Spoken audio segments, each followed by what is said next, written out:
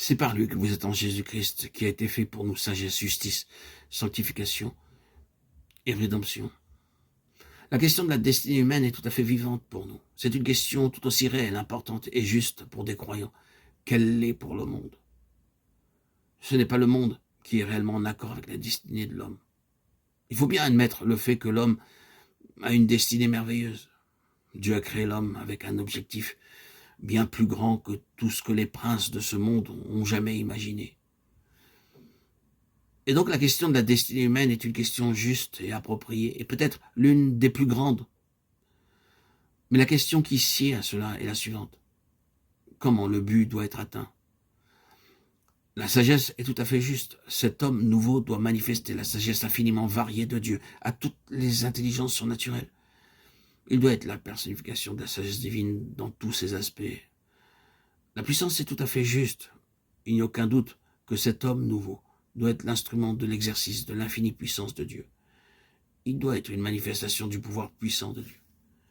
Ces choses sont pour nous une considération juste. Elles représentent une question légitime, le problème de la façon d'atteindre le statut de surhomme. C'était constamment la question chez les Grecs. La réponse de Dieu par le moyen de sa parole est l'homme qu'il a désigné. La réponse est Christ, en nous, la puissance et la sagesse. Christ en nous, dans la puissance de la mort, de la résurrection, résout le problème de la destinée humaine.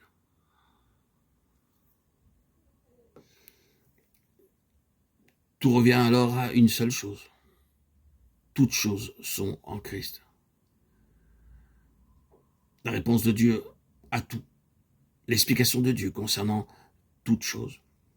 Le moyen de tout réaliser de la part de Dieu est un homme.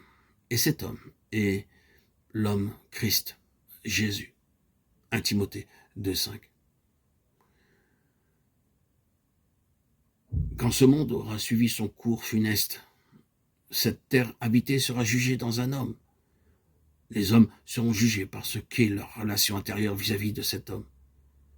Au jugement, la question ne consistera jamais à évaluer dans un homme la quantité de ce qui est bon ou mauvais, de ce qui est bien ou mal, ou l'importance de cette quantité.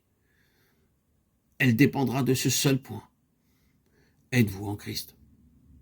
Sinon, être plus ou moins ceci ou cela ne fait aucune différence. L'intention de Dieu, la proclamation de Dieu est que toutes choses sont dans son Fils. Êtes-vous en lui? Pourquoi n'est-ce pas ainsi? La base du jugement est très simple. Elle est tout entière rassemblée dans un homme. Et que représente pour nous ce qui se trouve en cet homme de Dieu? C'est là la base du jugement.